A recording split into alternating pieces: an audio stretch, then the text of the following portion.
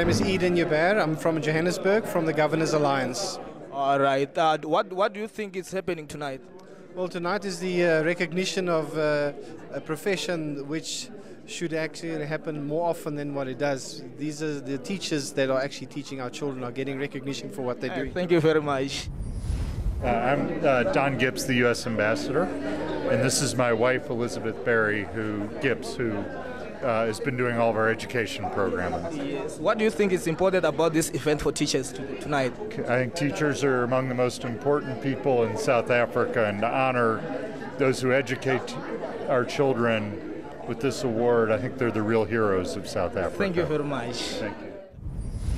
Well, teachers are an extremely important and valuable resource to this country, and the National Teachers Award is all about acknowledging and affirming these teachers who have sacrificed so much. We do recognize the role and responsibilities of teachers and the tremendous work that they've done under very difficult and challenging circumstances. We are extremely heartened by the large number of entries and certainly take pride in sharing and celebrating with those educators who have done so well. We do intend making the Teachers Award a bigger and better event and certainly take pride in the enormous contribution that they've made. The National Teacher Awards is a very important activity in the department, and this gala dinner is one of the most important events on our calendar because it's the opportunity we have to affirm those of our most committed teachers in the profession. Teachers play a very significant function. Without them, it's impossible to deliver quality education. And the teachers we have here tonight are the teachers who've gone beyond the call of duty, who've risen above their peers, who've committed themselves to this noble profession, and despite difficulties that everyone encounters, have proven that it's possible to make a difference in the education system. This is the opportunity where we recognize their excellence, showcase their work, and allow them to lead by example to the rest of the profession. Minister Angie Motshekga, our Deputy Minister Enver Sirti, and our Director General Bobby Subrian. Ladies and gentlemen, you may now be seated.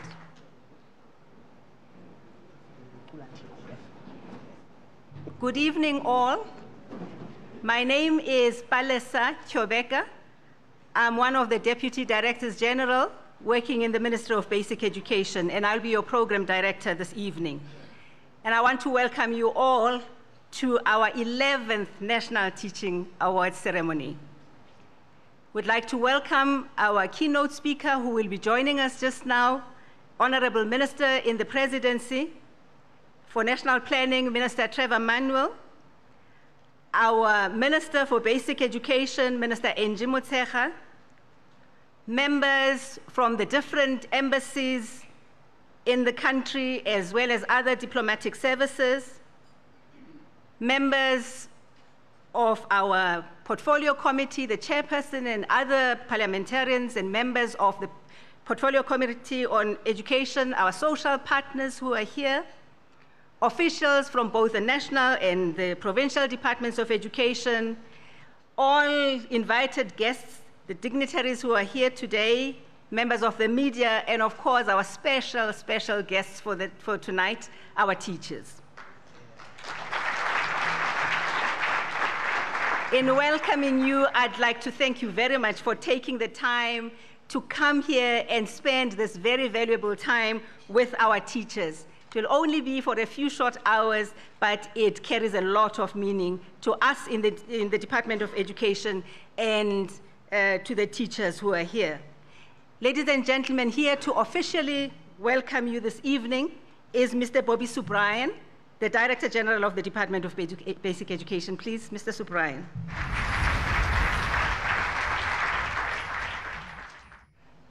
Thank you very much, Program Director, the Minister of Basic Education, Ms. Angie Motshekga,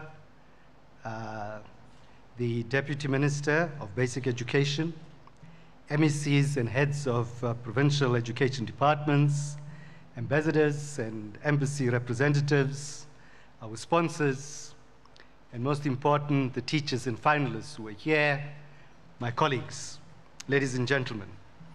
It is a great honor to have an opportunity to welcome all of you on behalf of the Basic Education Ministry. We are extremely privileged to be associated with this historic annual gathering of teachers who have come from all over the country to receive awards of excellence in teaching. We are deeply indebted to these teachers for the excellent work that they have displayed and continue to display in their profession. As I said to them this afternoon, it is that professional who rises in their field who is a pioneer and a true achiever. And indeed, the people who are here today are people who have risen head and shoulders above their peers in the profession, the teaching profession. I would like to express our gratitude to the Honorable Minister for her wisdom in ensuring that this event happens at any cost. You will recall that we had a difficult year last year, but the Minister ensured that we protect this event and the awards so that we can do justice to affirming those teachers and their commitment. The Minister in the Presidency, Minister Manuel, will join us shortly, but I would like to express our gratitude to the Honorable Minister in his absence to honor and inspire our dedicated and committed teachers who serve as the learners in our system. We appreciate the Presidency's commitment and dedication to education of our country, South Africa. I would like also to welcome, if I can welcome, the Minister for Basic Education, Ms. Mashekga, das ist her function, for hosting the 11th celebration of the National Teaching Awards and her tireless efforts to improve the status of teachers and the conditions of teaching and learning in the country. And more importantly, acknowledging and praising the excellent and outstanding work that teachers do in their schools and for instilling those values in our children that will ensure the better society that we all aspire to. I also welcome the MECs, the heads of department, present here today for supporting the National Teachers Awards program. It is through the sterling work that you are doing that we have this caliber of teachers who leave an indelible mark and footprints that they will be remembered by. I also again welcome the ambassadors and embassy representatives, our sponsors, our finalists, and our guests. I wish each and every one of you who are finalists all the best, but remember, by virtue of your presence here today, you are already winners. With those words, I declare this event open. Thank you very much.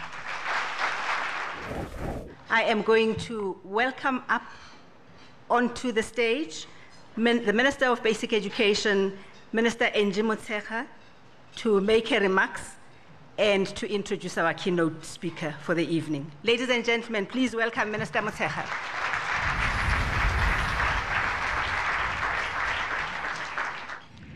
Program Director, the Honorable Minister of Planning, Mr. Trevor Manuel, the Honorable Deputy Minister Envasetti, the Chairperson of Basic Education Portfolio on Education, Ms. Malgas, DG and officials of Basic Education, leadership of our trade unions, CEOs of our partners. Malusi says I saw the different CEOs of the partners in education, the adjudicators,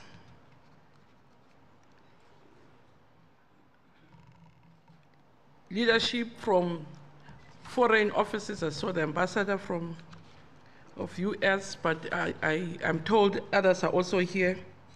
Distinguished guests, ladies and gentlemen. Minister Manuel, once more, a special welcome to you tonight. My fellow teachers and colleagues are thrilled to have you here celebrating with us the 2010, because these awards were supposed to have happened last year, of the National Teaching Awards. Thank you most warmly for being here with us tonight. Actually, it has become an established tradition to have amongst us the highest office in the land when we mark the extraordinary achievements of our teachers, the liberators of minds, and the spirits of our country's children. I would like to assure the presidency and all the people of this country that since the inception of the National Teaching Awards 11 years ago, we have never looked back. Excellence in many teachers has grown in leaps and bounds. The fact that we continue to see teachers reaching these high levels of performance, as shown by the impressive improvements in grade 12 pass results, affords us hope, higher than rope, that indeed we have taken the high road to progress.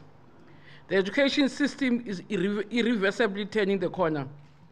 And Tate comments, as I said earlier when I met you, to say, I guess the Umalusi manipulation story in the media has come to an end. I can say I had nothing to do with it. Government had nothing to do with it. We're not running a spaza shop. We're running a government which respects the truth and has integrity. Was sometimes questioning some of the way Umalusi results or Umalusi's integrity was questioned. It was questioning the whole integrity of government under General. So I hope with the press conference that we had, the matter is put to rest. 67.2% is the honest result that our kids achieved in 2010.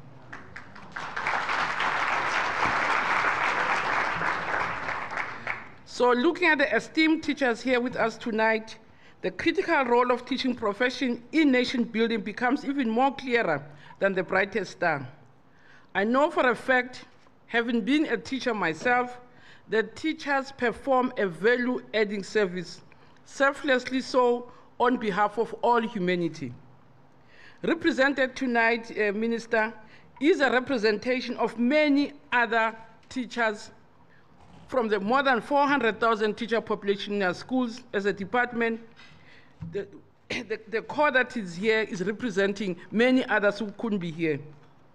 But those that are here represent the best of the best in our schools that our country can offer and that our continent can offer. So this is a cream of the nation around here.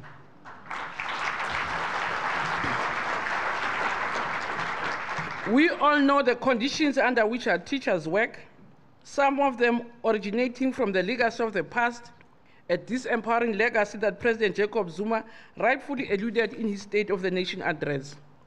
But what is worth noting is the spirit and the high morale that these esteemed teachers and many other dedicated teachers out there who could not be with us tonight continue to show across our schooling system.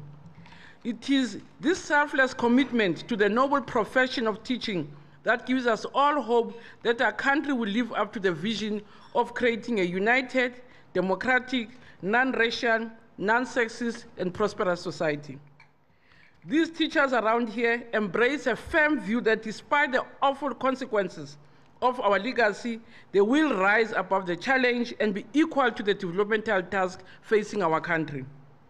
There's no question our country desperately needs a cadre of educators the caliber of tonight's recipients. Such are educators endowed with the skills greatly to inspire the young to soar up above the blue African skies. The ideal teacher is the one better place to help us heed the president's call that teachers must be at class, must be a school, in class, on time teaching. But I can assure you, this is like really in church preaching to the convert. So we're saying that they should pass the message to others, but it's not meant for them.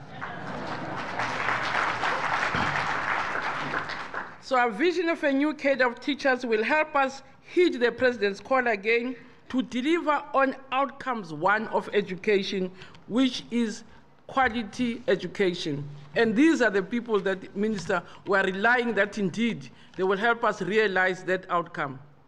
These are teachers who are confident, well-trained, who continuously improve their capabilities, who are committed to giving learners the best possible education and thereby contributing to the development of the nation.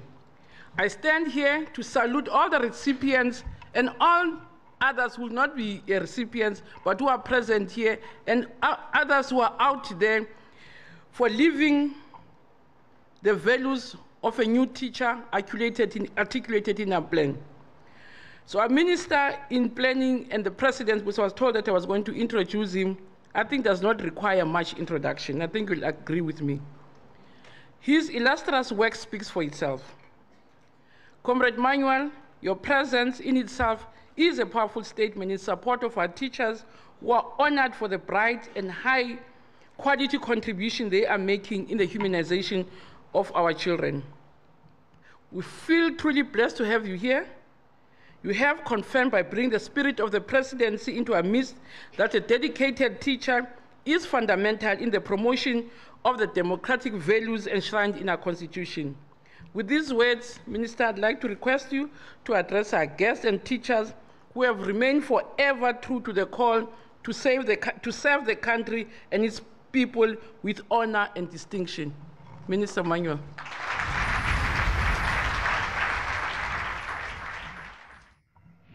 Thank you very much, my colleague Angie Motshekga. Let me also recognize Deputy Minister Enver Surti, distinguished MECs, DGs and officials of basic education, representatives of trade unions present, representatives also of embassies and sponsors, social partners and stakeholders, distinguished guests, ladies and gentlemen. I should, because she hasn't been retrenched, recognize our program director, Mrs. Chobeka, this evening as well.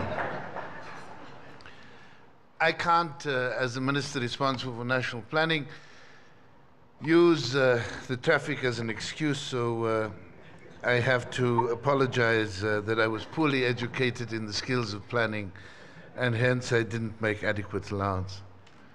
For me, it's an honor to address the National Teaching Awards Gala Dinner because we must celebrate the efforts of women and men who epitomize the best that South Africa has to offer, and the best that our education system has to offer, and the best that our public service can show. The teachers who, at the end of this evening, would be recognized as the winners of the various awards represent the most noble values of teachers all over the world. A passion for children, a desire for a better future, a yearning for knowledge and a commitment to community. Few other professions are as future-oriented as teaching, where most of the fruits of the profession are only visible years hence. It takes a special type of person with unique skills and attributes to excel in teaching. We also celebrate the efforts of our best teachers today, knowing full well that teachers operate in a difficult environment. Our society is a complex one, still undergoing a time of stressful transition. Our communities are sometimes violent, often poverty-ridden, and frequently ridden with social dislocation and marginalization that affect our young in complex ways. We also know that teachers often do not always get the support required from provincial departments or district offices or from other arms of the public service, be it social welfare or policing. In the words of the great poet William Butler Yeats, I quote, "Education should not be the filling of a pail, but the lighting of a fire," unquote. Could I this evening grab a moment to pay tribute to those who lit a fire within me, those who had struggled through as my teachers? And I want to emphasize the word struggle. I hope that wherever they are today, they're happy with my yearning for knowledge and recognize that they lit that fire within me. What makes tonight very special is that this is the 11th National Teaching Awards, which were established with a clear purpose of celebrating, honoring, and giving recognition to teachers who walk the proverbial extra mile with regard to quality teaching and learning in our schools. But I also want to pause and pay tribute, hopefully with the support of my colleague, Minister Motshekga, to our previous education ministers who carried this tradition. I want to pay a special word of tribute to the one who originated this awards process, Professor Kader Asmal. He's battling against ill health, and I want to recognize his contribution in this regard. I also want to recognize your successor, Minister Naledi Pandor, still our colleague, who carried on with that tradition, and both of them, like you, are pedagogues in the finest tradition that our people have to offer. But back to the events that have drawn us here together this evening, our educators. I want to say that your achievement shows that despite the times of challenge and controversy we face in our education system, our schools continue to have a cadre of torchbearers tirelessly working hard to deliver quality teaching. Better education is sorely needed by the young and this beautiful country of ours that is in dire need of development.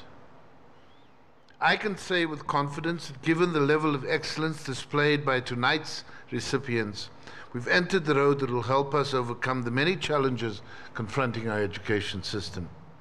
While education has always been a high priority for this government, since 2009, it has become the single highest priority, or the apex priority, as it's called. In fact, it's been the foremost priority right from the establishment of democracy. I remember a discussion with Madiba when our debt service costs were growing, and in 1997 would have overtaken education as the greatest item of the largest item of expenditure on our budget, and Madiba said, let's call it a halt. Education is about our future, debt is about past excesses. We need to call a halt. And I think from that point we've been able to develop education as the apex priority amongst everything else that we do. It's a priority that can't be delivered by those of us who sit around here in cabinet. It can't be delivered when we convene in parliament. It can only be delivered at the coalface, the interface between yourselves as educators and our young people. So this apex priority is in recognition of the formidable responsibilities you take on within the sphere of education. It's also partly in recognition of the fact that we've not made as much progress in improving the quality of education, especially in poor communities. Clearly not as much as we would have liked to have been able to celebrate across the board by now.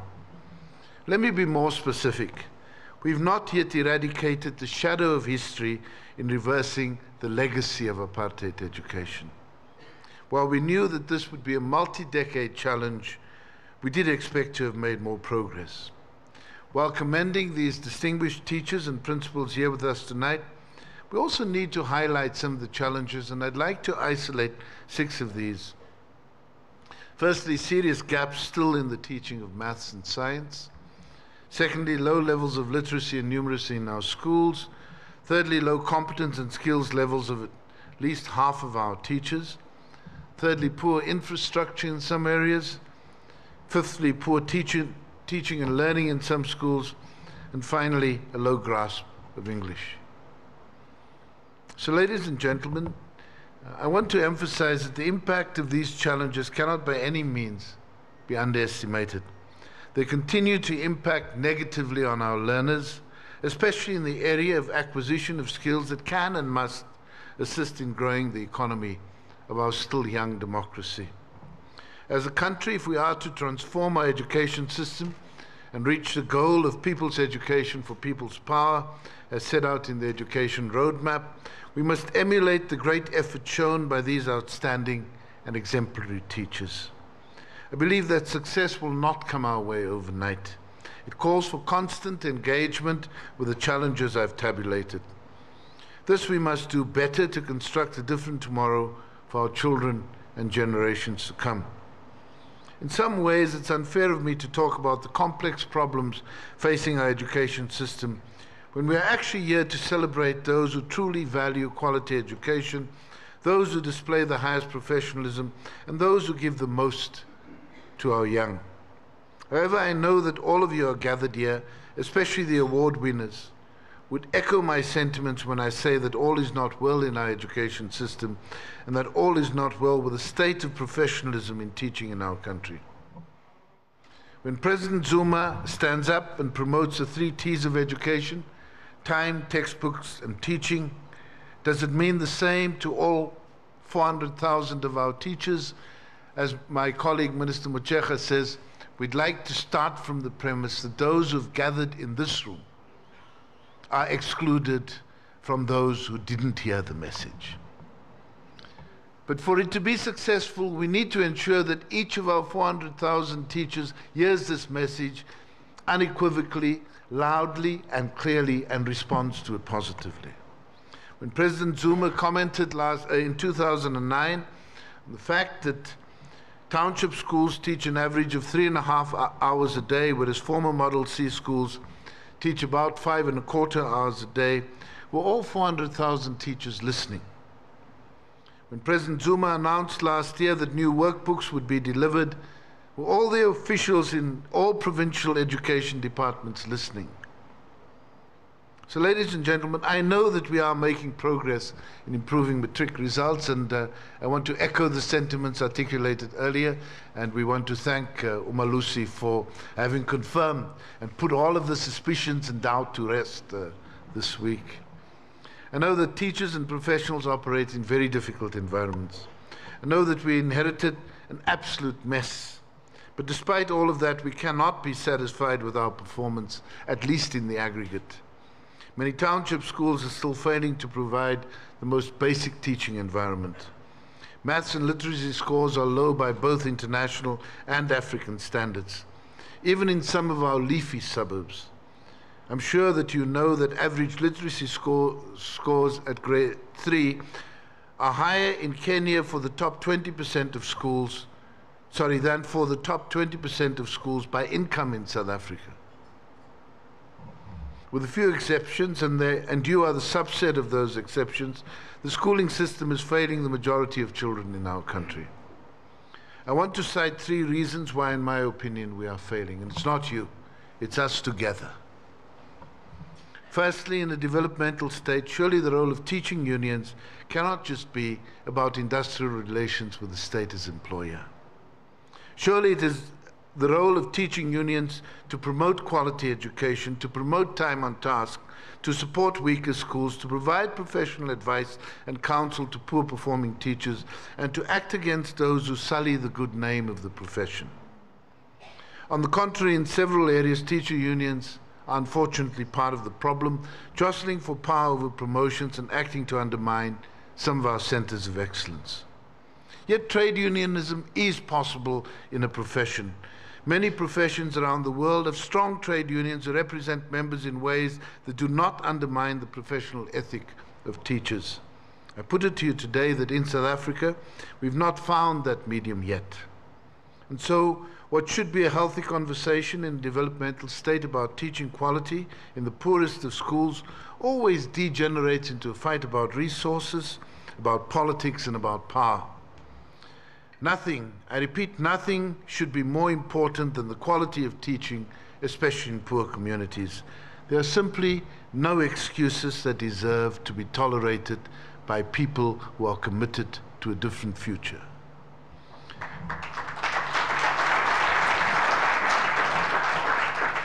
Secondly, some provincial education departments are run in ways that frustrate the best efforts of schools instead of complementing them.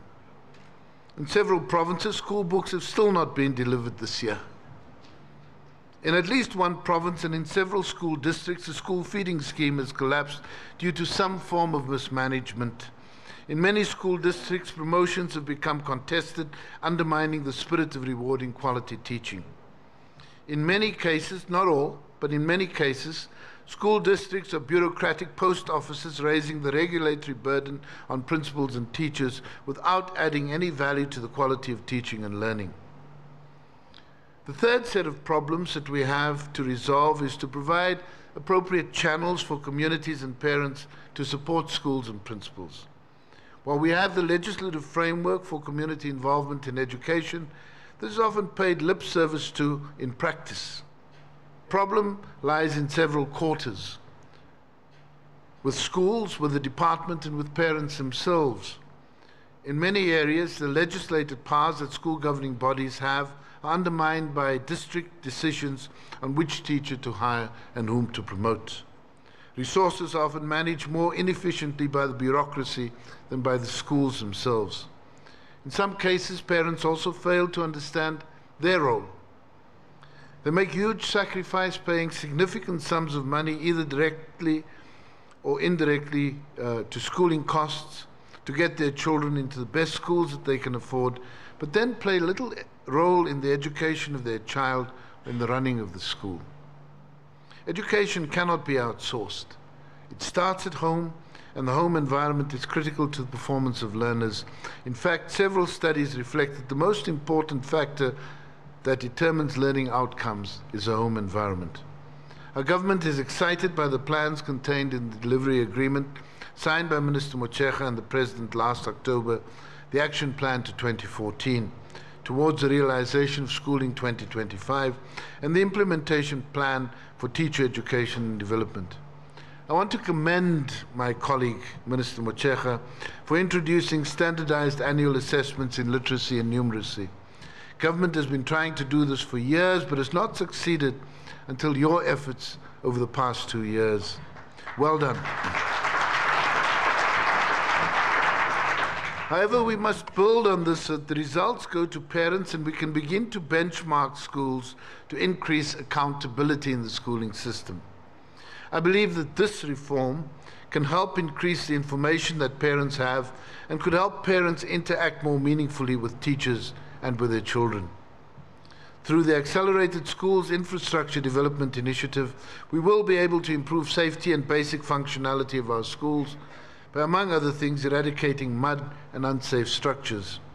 We've adopted decisive steps efficiently to strengthen literacy and numeracy skills, as well as teaching at the foundation levels through the Workbook Project. Basic Education began rolling out the workbooks to learners grades 1 to 6 from January this year. On behalf of the Presidency, allow me therefore to thank my colleague Minister Motshekga and the Deputy Minister Surti most warmly for having made it possible for us to grace this esteemed occasion, but also for ensuring that education gets the attention it rightly deserves. Allow me to convey on behalf of the Presidency and our people a special word of thanks to our dedicated and motivated teachers for their sterling work and the high standards they set, and for the manner in which they keep raising the bar for themselves and others around them. I want to say to all of our educators, what you do for the nation's children moves us closer to realizing a better life for all. Those who are being honored tonight are being honored precisely because they've stood the ultimate test in moments of challenge by striving endlessly and selflessly against all odds for quality teaching and quality learning. Again, congratulations to all recipients and nominees of the prestigious teaching awards. And lastly, may your outstanding work and excellent achievements inspire all our colleagues in the teaching fraternity to do more to help us and achieve quality education and open access for all our people, but most particularly for the poorest of the poor in this country. Thank you very much. Thank you very much, Minister Manuel. Another round of applause, ladies and gentlemen, for Minister Manuel. Thank you very much for giving up your Friday evening and joining us today. Thank you for representing the Presidency so eloquently, but thank you most of all for a message that all of us in this room today needed to hear. Thank you very much.